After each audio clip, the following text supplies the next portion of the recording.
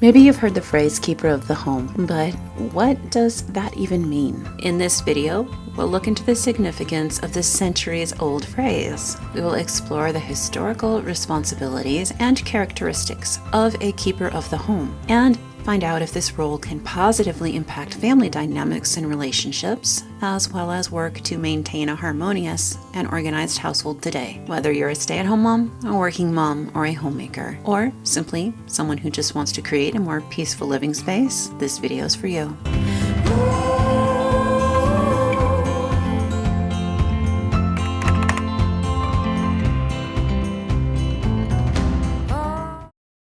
I have all kinds of homemaking fun for you in this video. It is just a regular day here, a regular homeschooling, homemaking, and homesteading day. However, I've been very busy lately. I've been busy making soap, a natural non-toxic vinegar cleaner that actually doesn't stink like vinegar. In the background here, the kids are making chili omelets. I have a chili making secret, so I like to share low-income tips throughout my videos, just sprinkled in here and there, and I have one for you today when it comes to cooking with beans. I have a secret that I think you're going to want to know if your family needs to eat a lot of beans to, keep the budget, the grocery budget down. By the way, I am so sorry about those roosters out there. I think they're having a crowing competition. And of course, I also have a self-care tip. I'm gonna share with you guys something I've been doing for gut health lately. Anyways, enough said, let's dive in.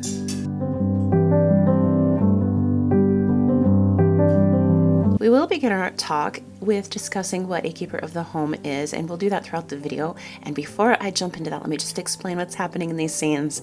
I am getting ready to wash down my kitchen cabinets and the butcher block countertop with my vinegar cleaner. This stuff couldn't be easier to make. When you squeeze lemons, simply save the lemon peel, pack them into a jar, and pour vinegar over. That's it. Let it sit for about a week or two. You can shake it daily, and then you can begin to use it. Simply squeeze the vinegar out of the lemon peels once you get down to the bottom of the jar. You can also add pine needles if you want a pine lemon scented one. The pine lemon scented one is actually my favorite. It smells so wonderful. If you're looking for non-toxic cleaners that are safe for you and your family, this is a great one. Don't use it on granite countertops though, because the acid can eat away at the stone. Same goes for quartz.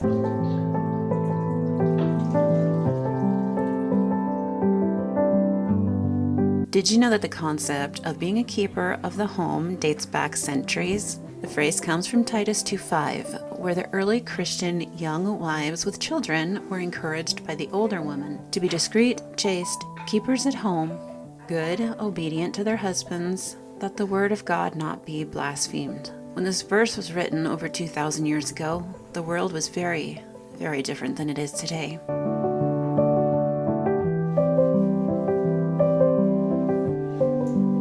Here's a quote from the Strong's Greek Concordance explaining what the Greco-Roman society was like. In the Greco-Roman world, the household was the basic unit of society, and the role of women as keepers of the home was highly valued. The household was not only a place of residence, but also a center of economic activity, education, and religious practice. Women were expected to manage the home efficiently, ensuring the well-being of the family and proper upbringing of children.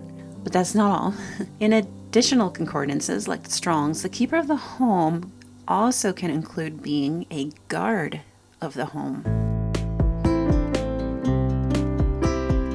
What adds to the intrigue is looking up what the word home meant in ancient times. According to the Strong's Lexicon Concordance, the word home comes from oikos, and here's what it means.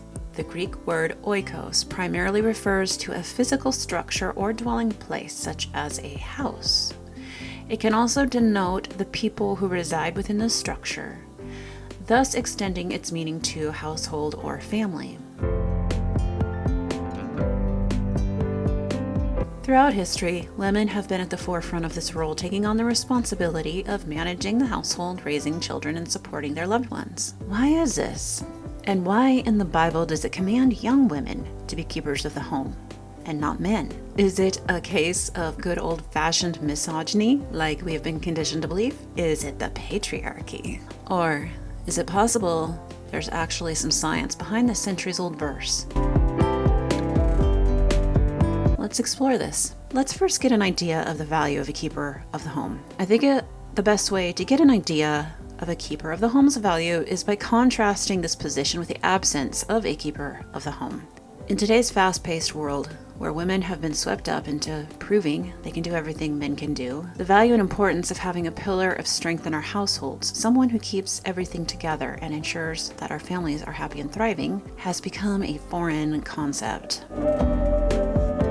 I knew a woman who saw all of the women's liberation movement in the 60s and was quite influenced by it. She despised the homemaking skills that her mother brought her up with, and she talked often of how she hated that life. She had decided that in her life she would have none of that. She did have a family though, and quite a few children. She did not value motherhood or wifehood. She encouraged her granddaughters not to get married and have families. Her home was always quite a mess, and visitors would have to clear a place to sit.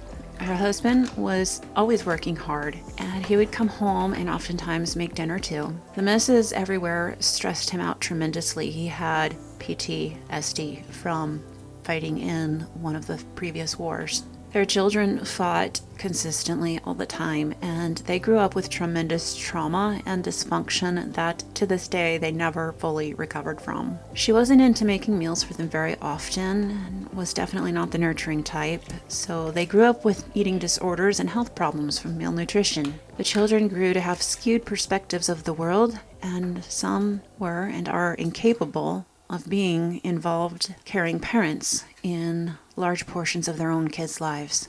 The sad part was when she was old, her lack of dedication to her family came back around to haunt her. Only one of her many children would come and see her in the nursing home, and she passed away estranged from 2 of her other living children and some of the grandchildren.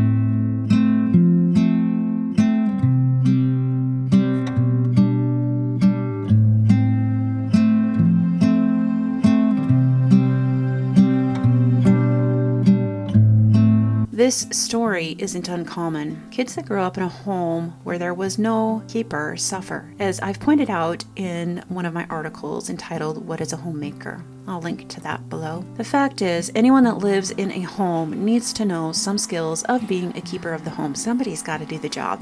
Here's an example of why. Have you ever met someone who perhaps is successful in their job or career, but who can't cook a meal from scratch? Instead, they rely on expensive takeout or ready-made meals that they can pull from the freezer and heat in the microwave.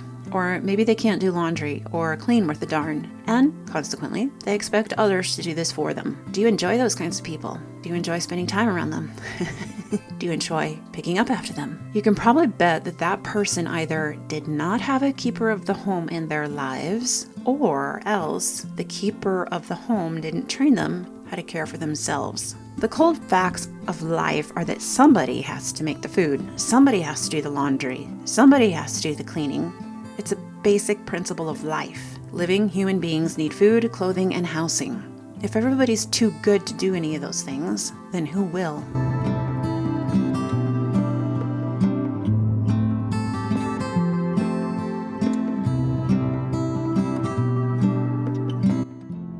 So what does it mean to be a keeper of the home today? I think that understanding this role in terms of today matters because, as I pointed out above, the difference can make or break our families. I think we can all agree that without someone to manage the family and home, family life can quickly become chaotic, tumultuous, and dare I say, dysfunctional.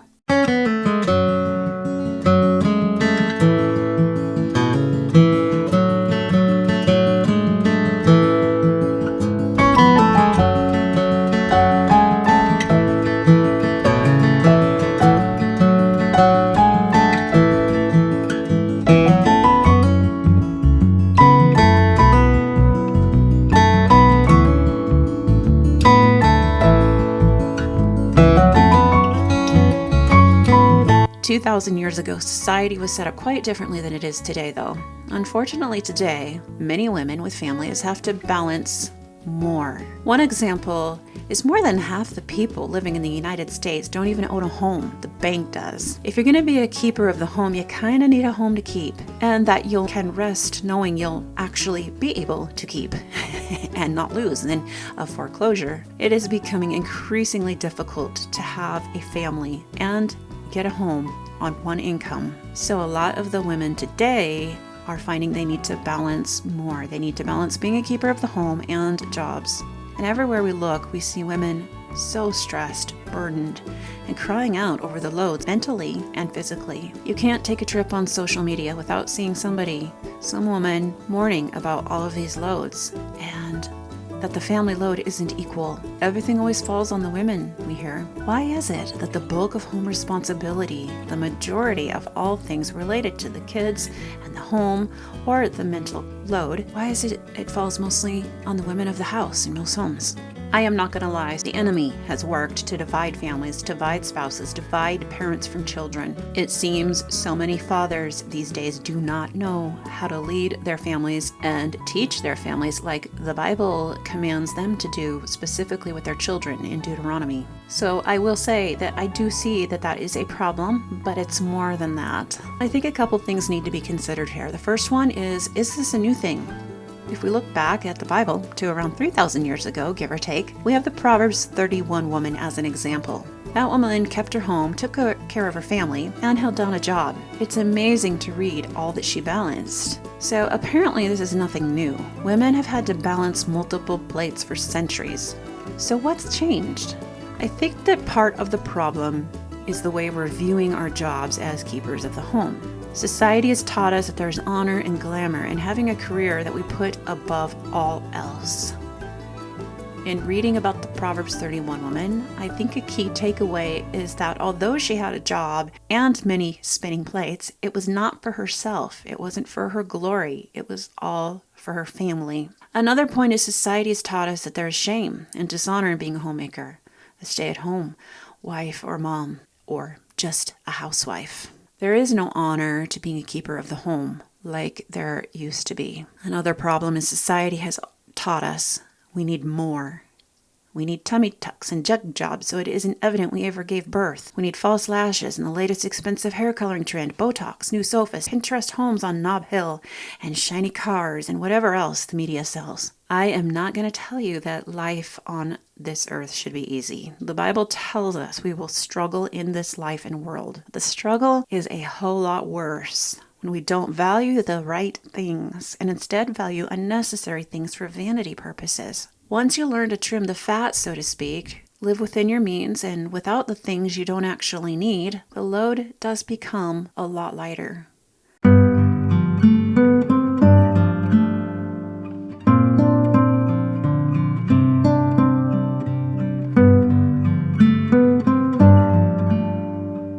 Still not necessarily light though. Many of us women have to work alongside our husbands just for the basics. So why is it that women are the ones getting stuck with as much as they are getting stuck with to run when it comes to kids and home? I have hashed this over 1,000 ways in my brain over approximately 312 weeks. That's about 6 years. And here's what I've concluded. It's science. There have been study after study showing differences between most male and female brains. There's a study at WebMD, for example, that points out that women's brains have the advantage of pulling together information from different sources and drawing conclusions, and that their brains go from left to right brain thinking more quickly, helping them excel in intuition. There have also been studies done showing that women have higher levels of oxytocin, making them better nurturers and empathizers. So the basic bottom line is, in most homes, in most cases, for most women, they are simply better at this home and family stuff. Nobody can fulfill the role of a keeper of the home as beautifully, as efficiently, as warmly, as perfectly, and as splendidly as a woman. We women have a way of mentally knowing where all the kids are at, the condition of every room of the house, whether or not the dogs have been fed, if the car needs to be cleaned out, how many appointments the kids have this week, who needs help with school, which leftovers need to be eaten first before they rot, and we can file through all of these thoughts effectively through our brain in a 60-second time period. Men, they just can't. Kind of like how they can't give birth. The reason the mental load keeps falling on us when it comes to the home life is because our brains are better at it. And the men's brains can't do it like we can. Their brains are different, not less, but different. They're better at other things. So in a way, it is kind of abusive for us to expect our men to do something they can't do. There is plenty they can do, though, and that brings me to my next point. There is a balance. The phrase is keeper of the home, not slave of the home, not maid of the home, not servant of the home. Another meaning for a keeper of the home, if you look into the biblical definition, is manager of the home. This includes managing people. Managing is different than slaving and serving constantly. So we are to manage people, not do everything for them. Remember the old verse said we are to be teaching our children? I recently heard of an overwhelmed mom. She went down the list of all of her weekend responsibilities, and one of them included cleaning her teenage kids' rooms. Mamas, if we're doing more than our share for our families, we're not doing anyone any favors. Also, if you need your husband's help, which you will, and the more children you have, the more of their help you're going to need. Chances are all you need to do is tell them what needs to be done with the kids and around the home. But you probably can't expect them to automatically know all the ins and outs and all the needs, especially if they're gone working all week. I really believe God has given us mothers and women an intuitional knowing of the intricacies of what needs to be done, and He has not given that to anybody but us. Now, if you can't expect your husband and children that are old enough to help pull their own loads around the home, and you're trying to do everything, and of course it's too heavy to do everything, then it's time to evaluate all you have going on and have some heart-to-heart talks with the members of your family. If your family is unresponsive or treating you like a maid or slave, then counseling might be in order. When a family's young, most everything will fall on the woman, the mother. I think that is why Titus 2 is so specific to young women. Young women don't have older kids who can clean up after themselves and pull their own loads. But as the family grows and the keeper of the home trains her family like it tells us to do in Titus, then the family will grow in good habits and skills, and the family will become more self-reliant. A common situation is around the late 30s. Women begin to hit perimenopause. When this happens, changes in her body, brain, and hormones cause her to lose the ability to do all the things she used to do. If she's trained her family in life skills and good habits, well, it's not going to be too bad. But if she hasn't, then it becomes a really bad situation for everybody, because everyone will be expecting her to manage as usual, and she simply can't anymore. Did you know that divorce rates skyrocket through the perimenopause years? And that more often than not, the divorce is initiated by the perimenopausal woman. I think this is really important to take seriously. It is so important that we teach our children and love our family like Titus 2 teaches, and that we communicate with our families. If you're in this boat of dealing with too much and your family is not responsive though, all is not lost. It will take just a lot of patience and communicating and reminding to get the family to begin pulling their loads, and it might possibly take some counseling. Conclusion is, today, women have the remarkable ability to be a keeper of the home and hold a job much more easily than any time in the past. We have the ability to be like the Proverbs 31 woman. But if we are doing both, holding down jobs and being keepers of the home, it's especially crucial that families learn teamwork and how to work together. I believe that the keeper of the home role is still the glue that holds families together. Nobody has the power like a keeper of the home to do what she does. A keeper has the power to create strong families that make strong communities that hold societies together. It's a position that carries little or no recognition, and it can be thankless for many years. So, a keeper of the home needs to teach those around her boundaries and how to treat her and how to show appreciation. In time, the rewards can bring quite the return, but in the meantime, we have to remind ourselves to take authority in this role and realize how important it is. We are the gatekeepers of our homes in a time where homes need gatekeepers more than ever. The keeper of the home is more than just a title. It's a symbol of love, care, and dedication to our families and to God. It's a role that carries with it sacrifice, unconditional love, and some of the hardest work you will ever do, as we teach our families the most important road to walk of all, which is the road that leads our families to Christ.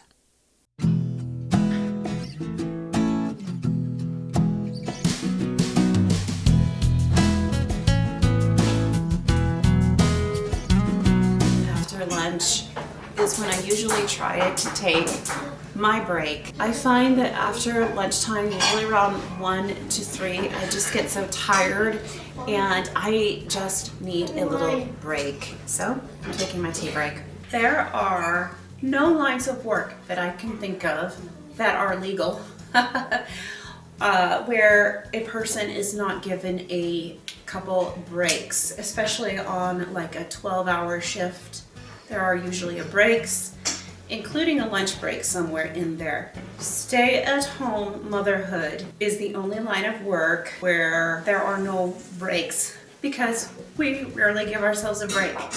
I learned that I'm a much better mom if I give myself a couple breaks, just as if I was working a 9 to 5 job somewhere. So a break in the morning, then of course a lunch break, and then a break in the afternoon. The breaks can be anywhere from 10 minutes to maybe 20 minutes. What a recharge they are. I found that between 1 and 3 is when I really need a break. I naturally just, my adrenals are kind of shot by then, especially on really heavy homeschool days. So I'm still homeschooling 5 of my children. My oldest has graduated. The next one is about to graduate, so then I'll be down to just 4 kids. Anyways, breaks. I can't speak highly enough of giving yourself a break. So I just sit here, I just get a cup of tea, I sit here on the sofa, I kick back. Sometimes I'll watch one of my favorite YouTubers. Sometimes I'll just watch the kids. Sometimes I'll listen to them and how they're interacting with each other. It's really helpful for problem solving if there's issues going on in the family. Another thing I am doing for self-care is my doctor's really getting on me about gut health, which I'm definitely no stranger to. Our family has been down this road of working on gut health many times before, but it's time to look at this again. There are so many great probiotics on the market. I have been stepping up my probiotics intake, and I also just discovered Fulvic and Humic acid. Started getting mine from Azure Standard. Guys, look it up. Look all that it is supposed to be good for. It's really fascinating. I don't give it medical advice here, but definitely go look it up.